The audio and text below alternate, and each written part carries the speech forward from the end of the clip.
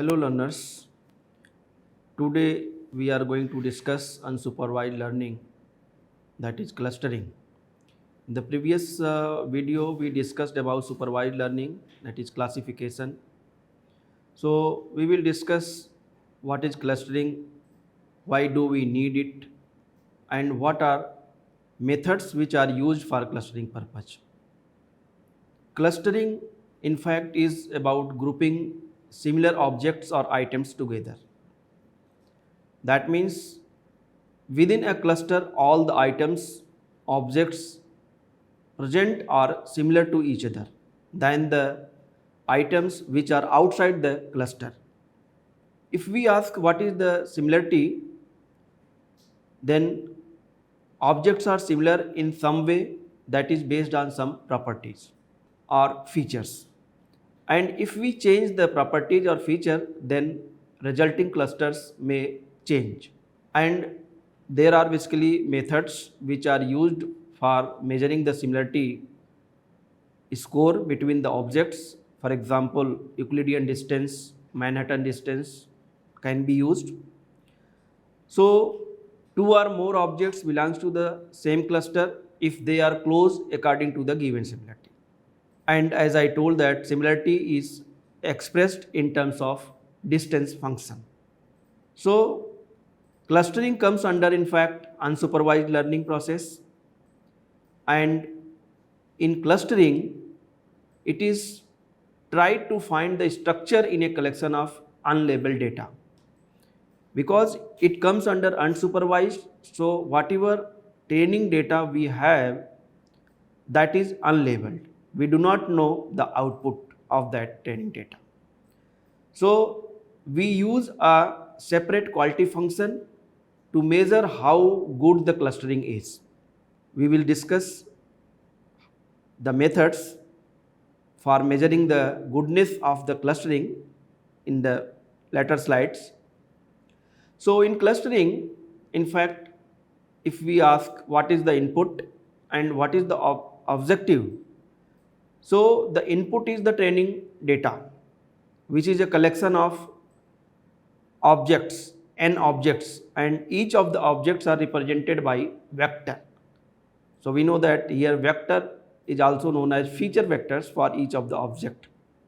And our objective is to divide these objects into k clusters. K may be 2, k may be more than 2, so that the similar objects are grouped together.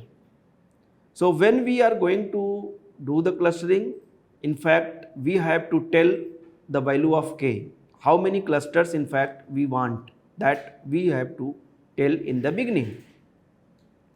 Let me take a very small example of clustering, and then we will come to the methods which are being used. Assume that we have this small example where there are three people, say John, Jack and Alice.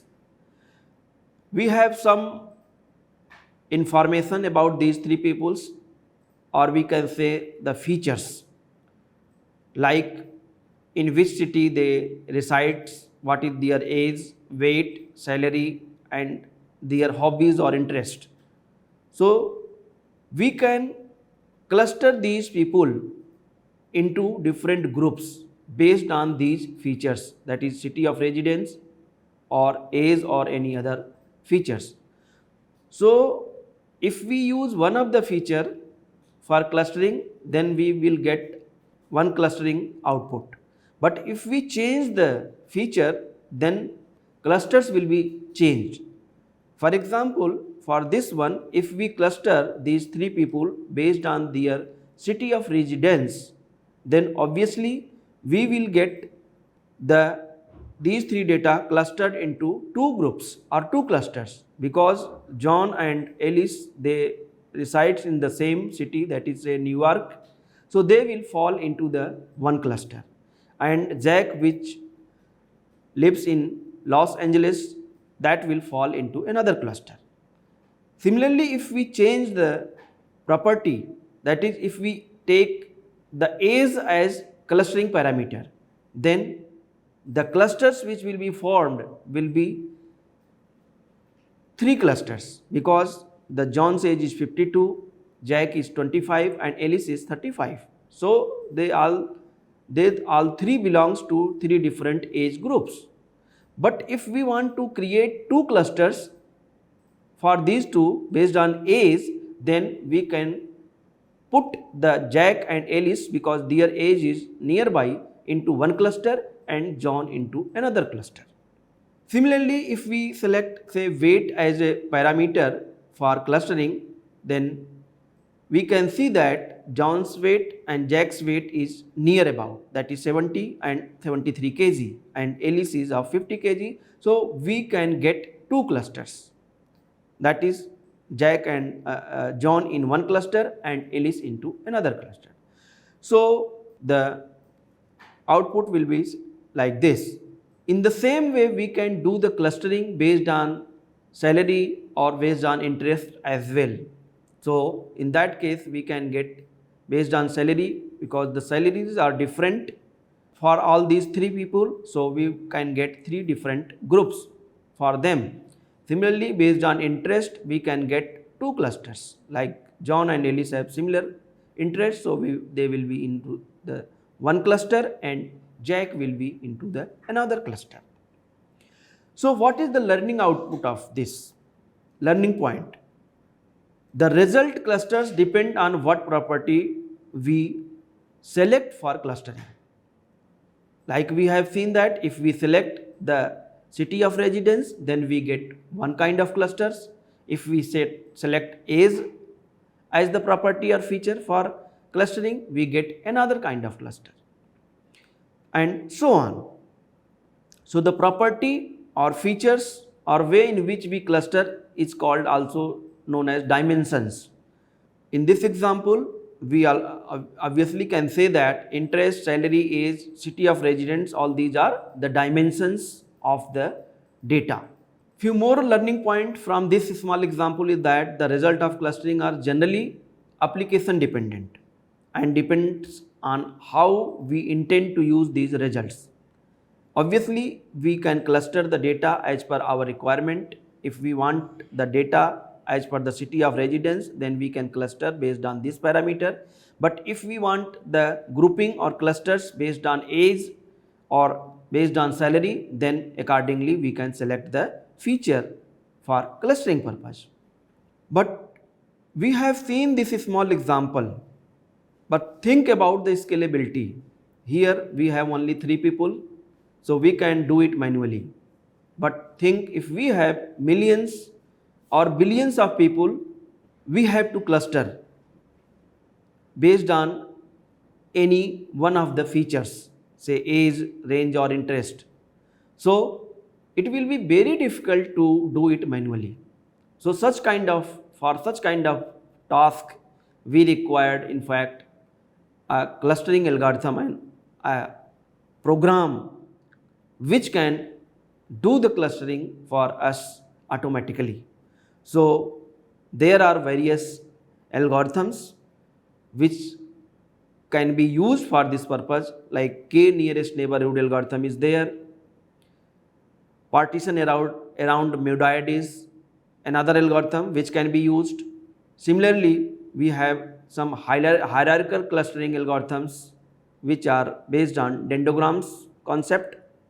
Before we discuss the algorithm, let me see what is hard clustering and what is soft clustering. Clustering is of two types in fact. So in hard clustering, as we can see that each object, each sample is documents belongs to exactly one cluster, and it is more common and easier to do. But in case of soft clustering, a document or an object may belong to more than one cluster. So there are several applications like creating browsable hierarchies. We may use soft clustering rather than hard clustering. Or if we want to put a pair of sneakers into two clusters, say sport apparel and also in the shoes, so we can use soft clustering. Otherwise, we have to use the hard clustering. So let me discuss a very popular clustering algorithm that is known as k-means clustering. So k-means clustering algorithm is very simple and very popular algorithm. So in k-means clustering algorithm, in fact, the input is the number of clusters, k is the number of clusters, and we have data set which is required to be clustered. So what steps we follow in k-means clustering? In fact, we randomly select k points as the initial cluster centers. K is number of clusters we want to create. So initially we select k representative as cluster representative, we can say, and then in next step we assign each of the objects, each of the training samples or points in the data set to the closest cluster. That is, we assign them to one of the k cluster representatives based on the similarity score.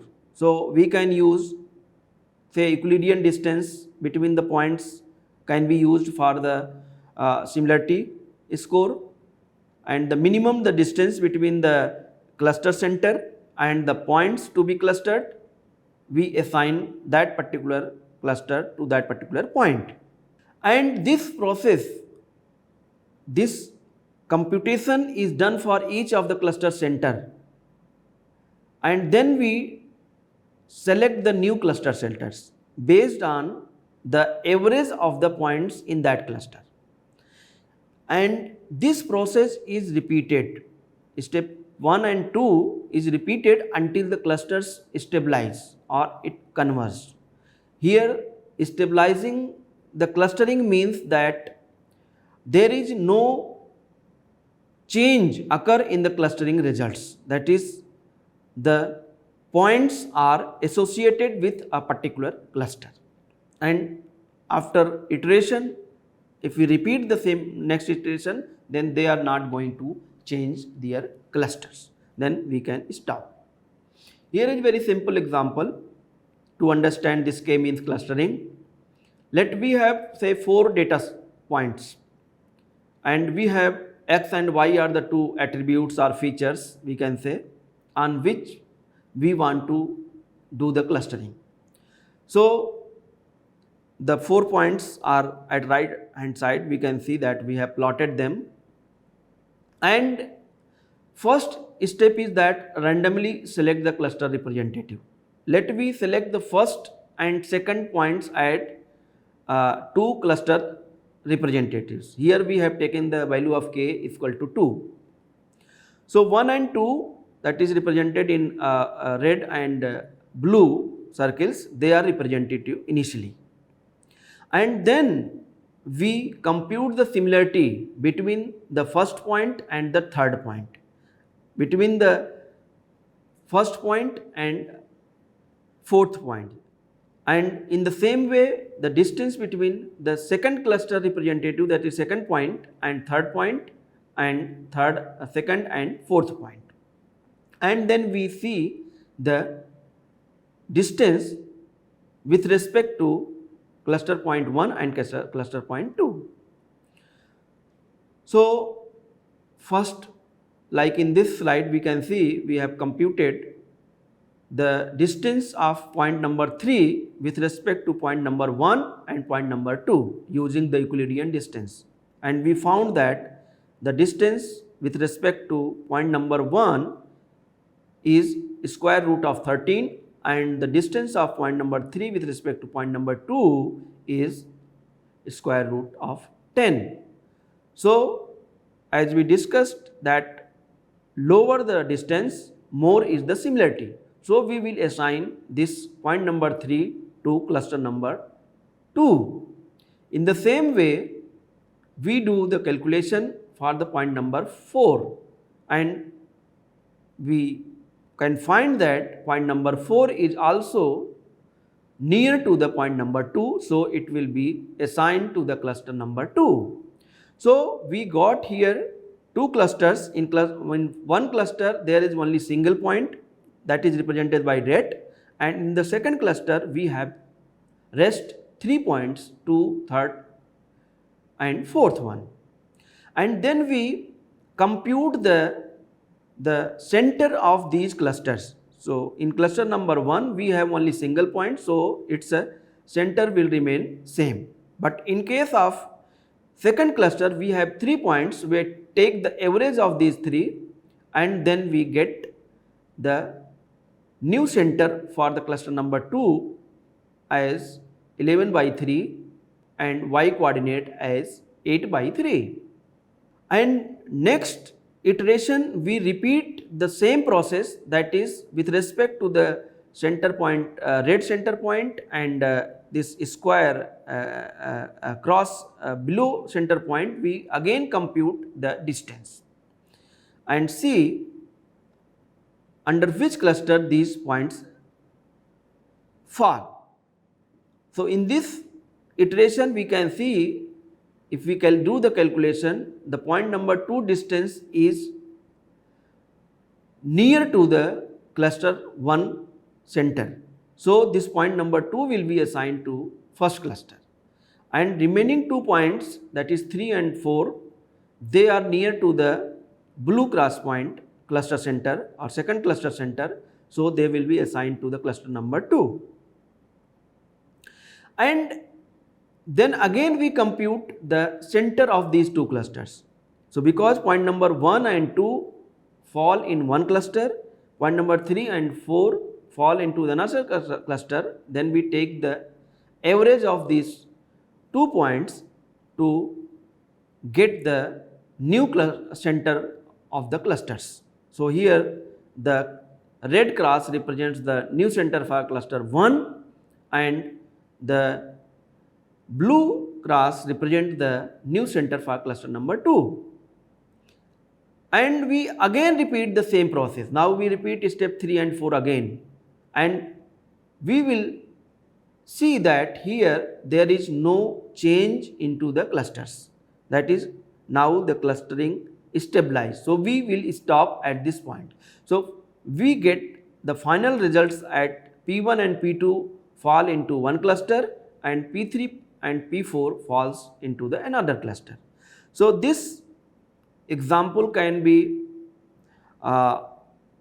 extended for larger data set as well. In the same way we can compute the clusters using the k-means. So I hope this example is very much clear to understand the k-means clustering. Now let us see what are the pros and cons of k-means clustering. The advantage or pros of the k-means clustering is that it is very simple and it converges to local optima, but there are several disadvantages of k-means, like the number of k of clusters needs to be provided as input in the beginning. We should know what should be the value of k. So clustering depends on k, and there is no method in fact available through which we can know what should be the value of k. It is based on hit and trial or heuristic approach. We can start the clustering with some value of k, and then we can change the value of k and do again the clustering and see which clusters on what value of k the clustering is giving the k-means clustering is giving the better result. We can accordingly decide the value of k. So when data set is relatively small, the initial clustering assignment has significant influence on the final clustering.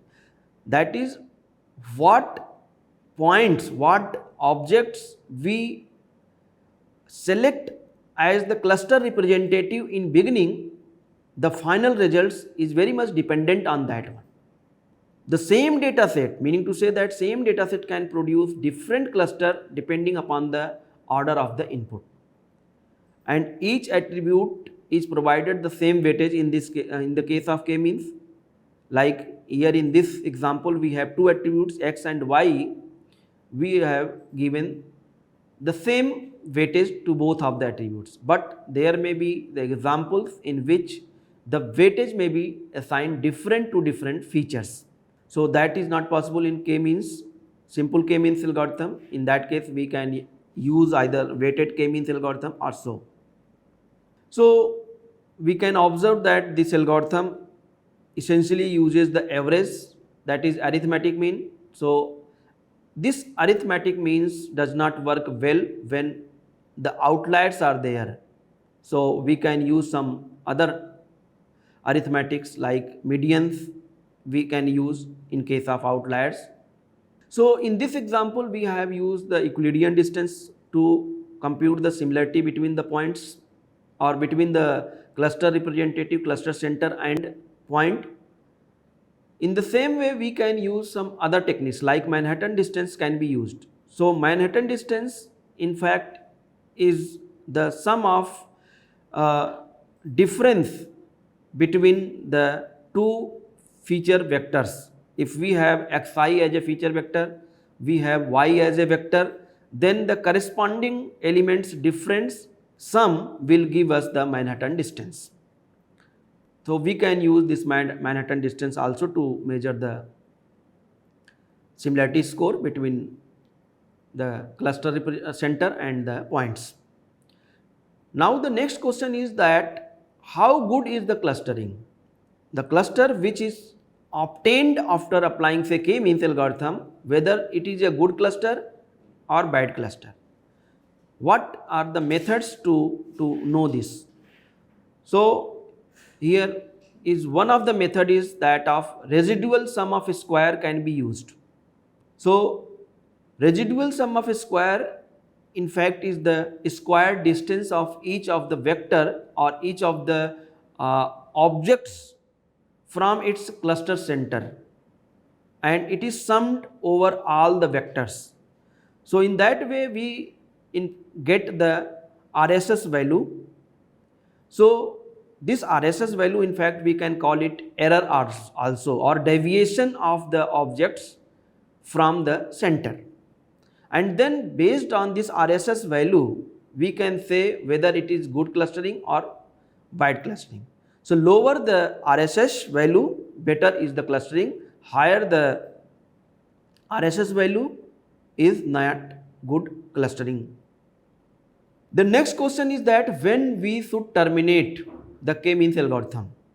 So there are various ways to terminate the k-means algorithm. One of the method is that stopped after a given number of iterations. Like we can repeat the k-means algorithm for 10 iterations, 15 iterations or so, and then we can stop. But the advantage of this stopping method will be that it will take say fixed amount of time or shorter execution time, but disadvantage is that it may produce low quality of the clustering if the number of iterations is inadequate. So we have to be very careful to decide the number of iteration in such case. Another strategy to stop the k-means algorithm may be that when there is no change in clustering between iterations, then we can stop. That is, there is no object, no points which are changing their clusters, then we can stop at that point.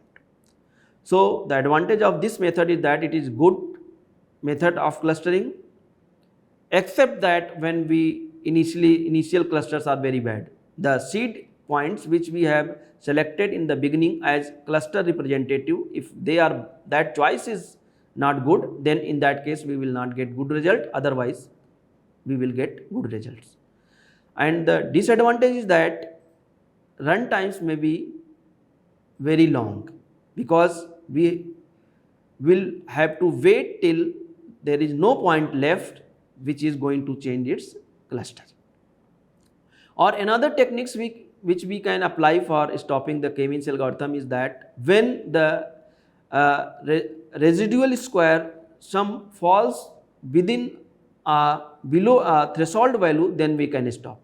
So we can decide threshold value for RSS, and if the RSS after a particular iteration reaches below this, then we can stop there.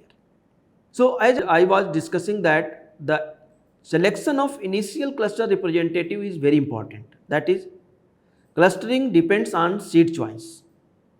So final cluster may differ if we select different seed points. Here is very small example of this. Like say we have 6 points A, B, C, D, E and F, which are shown in this slide, we can see. If we select, if we start from say B and E point as a seed point or cluster representative, so in that case we may get two clusters as ABC in one cluster and DEF into another cluster. But if we see this example, this final cluster is not a good result produced if we select B and E as a seed choice for clustering.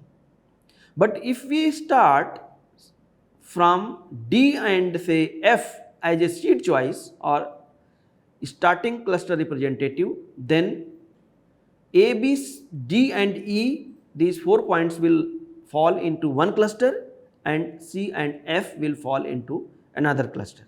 So we can see that this will be a better cluster if we select say D and F as a cluster choice.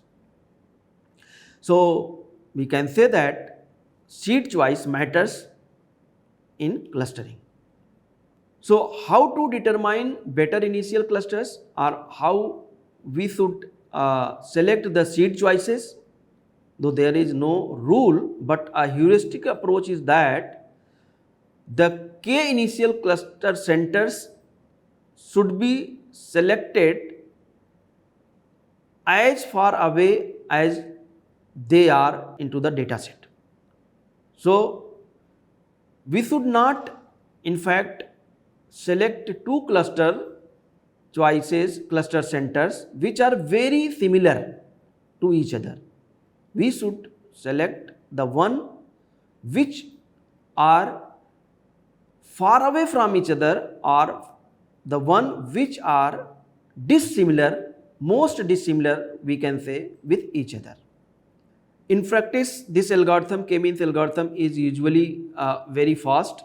Hence, it is usual to execute it multiple times. So we can execute this algorithm multiple times with different initial clustering assignments each time, and in that way, and also with different values of k to see which gives the most desirable clustering result. So that is one of the way how we can get a better cluster. If what will happen if k is not specified in advance, like in result of a query, search query, we do not know what should be the value of k. So how it do? It use some optimization technique to create the clusters. And there is a trade-off between having less number of clusters and having too many clusters. So in less number of clusters, it will better focus with each cluster, whereas having too many clusters, it will not happen. So given a clustering, what we do, we define the benefit for a object or for a document to be the cosine similarity to its centroid or to its cluster representative. And based on this benefit function, we define the total benefit, which is the sum of the individual objects benefit, individual documents benefit. And based on that, we decide which should be selected as the cluster representative. And here we penalize lots of cluster. In fact, if we have, for each of the cluster, we have assigned a cost function, says that is represented by C, and if we have k clusters, the total cost will be multiplication of product of k and C.